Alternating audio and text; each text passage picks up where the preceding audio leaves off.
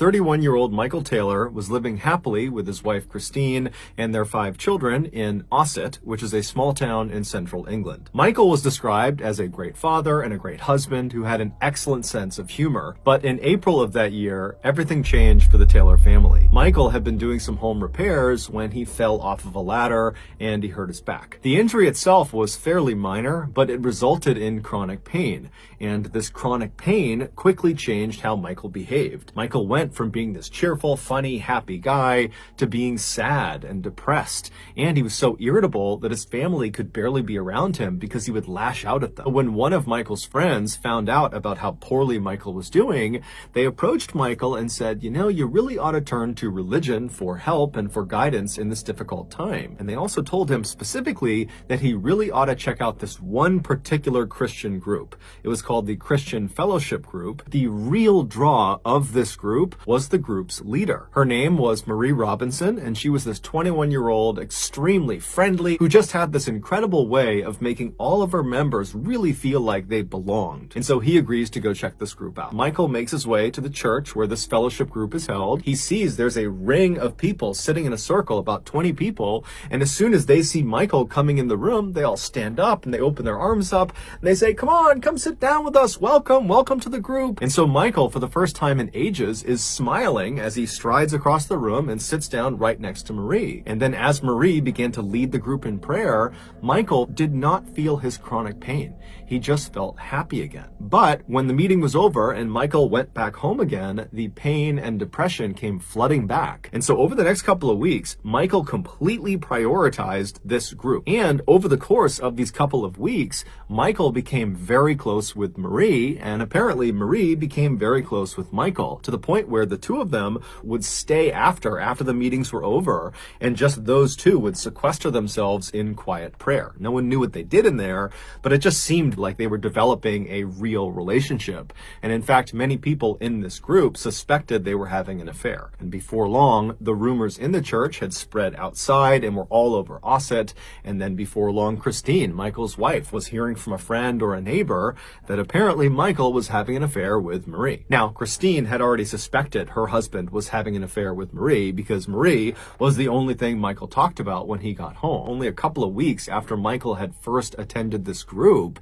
Christine waited until Michael had left the house to head out to one of the group meetings, and then Christine hopped in her car and she followed him to the church. She stormed inside and she found the room where these meetings were held. She barges in and she points at her husband and she says, I know you're having an affair with Marie, and you're going to admit it in front of this whole group. And Michael, who's sitting with his back to his wife in one of the chairs, he stands up, and instead of addressing his wife, who's accused him of infidelity, he turns and looks at Marie on the other side of the room. And when Marie made eye contact with Michael, she screamed. She would later say Michael did not look human. He looked like a beast and he had wild eyes. And so as Michael is standing there staring at Marie with this very aggressive face, he began breaking out in tongues. He's barking these words and sounds at Marie, and everyone inside of the room has no idea what to make of this. Everything has happened so suddenly and it's so surprising. You have the wife suddenly coming in and aggressively accusing her husband of cheating, and Michael is not responding to it and he's acting totally crazy. And then before anyone can do anything, Michael goes from just barking in strange languages at Marie to suddenly rushing across the room as if he's going to attack her. And when he does that, the rest of the members jump on top of him and hold him down. And despite there being like 10 or 15 people holding him down, Michael is still trying to get up and he's screaming and snarling and yelling at Marie. And then Marie suddenly breaks out into tongues too. And it's only then that Michael stops trying to force himself up out of this pig pile that's on top of him. And instead, he just continues to speak in tongues to her. And so the two of them are looking at each other, speaking in tongues, and the rest of the group is just totally dumbfounded. And so they just begin praying. And then after about an hour, Michael just collapses. It's like he went unconscious. And at that point, everybody in the room just goes silent and they look at Michael. And then Michael kind of opens his his eyes, and it's almost like he's waking up, and he begins looking around frantically, trying to figure out what had just happened. Michael would claim he had no memory of what had just happened to him. And so at this point, Marie would tell him and Christine that she believed Michael was possessed by a demonic force, and the only thing they could do at this point would be to perform an exorcism. Marie would get in touch with the Anglican Church of England and would request an exorcism. And so the following day, they would send out two of their best exorcists named Peter and Raymond. And so Peter and Raymond, they get to Ossett, they go to Michael's house, and they observe him. And very quickly, they determine that it does seem like Michael is possessed by at least one demonic force. And so they tell Michael, the only thing we can do here is perform this exorcism, but we need you to agree to it. And so Michael says, okay, yeah, I agree to this exorcism. So a day later, Michael, his wife, and the rest of the members of this fellowship group, along with Peter and Raymond, they would all meet at this other church in a neighboring town. And as soon as Michael had been positioned in the middle of this group in this chair, Peter and Raymond began the ritual by praying. And as soon as they did, Michael began screaming out in tongues, and he began writhing around, and he fell to the ground, and he began contorting his body in grotesque positions, as if the words Peter and Raymond were saying were physically harming Michael. And so after 8 hours of this, during which they had to actually tie Michael down to prevent him from hurting other members or hurting himself, after 8 hours, they finally just came to a stop. Peter and Raymond were exhausted. It looked very much like Michael too was exhausted. And as soon as they stopped the ritual, Michael just kind of collapsed on the ground as if he had fallen unconscious.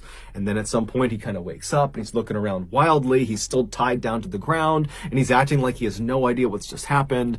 And at this point, Peter and Raymond, they tell him that, the exorcism was mostly successful. We identified 40 demons inside of you, and this exorcism was able to expel 37 of them. So that means there's still 3 demons inside of you. Now, we can't do it right now. We're too tired. You're too exhausted. So go home, get some rest, and tomorrow we will finish this exorcism. We will get rid of those 3 demons, and you will be just fine. And so Michael and Christine, they get their things, and they leave the church, and they head home. A few hours later, around noon, a woman who lived near where Michael Taylor and his family lived thought she heard something strange outside of her house. It sounded like someone yelling. And so she went to the front of the house and she pulled the curtain aside on one of her windows, and outside, walking down the street completely covered in was Michael Taylor, and he was saying something about Satan. And so this woman, she calls the police show up, and they find Michael. He had curled up on the sidewalk outside of this woman's house,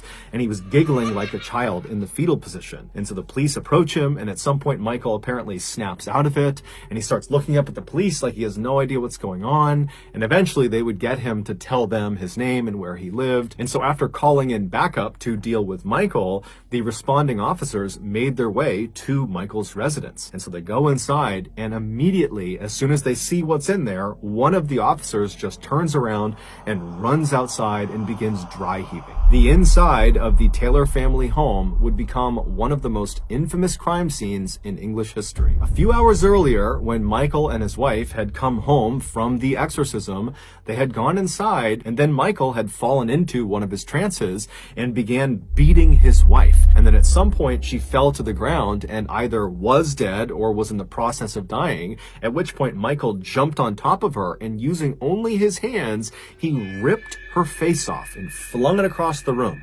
And then as she's laying there to death, he began rubbing her all over his body. And then after she had finally died, he tracked down the family dog and killed the dog as well. Fortunately, their 5 children were not home at the time of this attack, and so they were unharmed. During Michael's trial, the prosecution and the defense blamed the Anglican Church of England and Marie and her religious group for effectively convincing Michael he was possessed with demons, which caused him to act out violently and kill his wife. And so ultimately, Michael would be found not guilty by reason of insanity, and after only 4 years of psychiatric care, he was released. And today, he is still living free in Ossett. But despite the legal outcomes of this case, there are many people, both religious and not religious, who believe the Michael Taylor case is one of the only true demonic possession cases in modern history. Also, just to close the loop, we don't know for sure if Michael and Marie were having an affair, but it is assumed they were.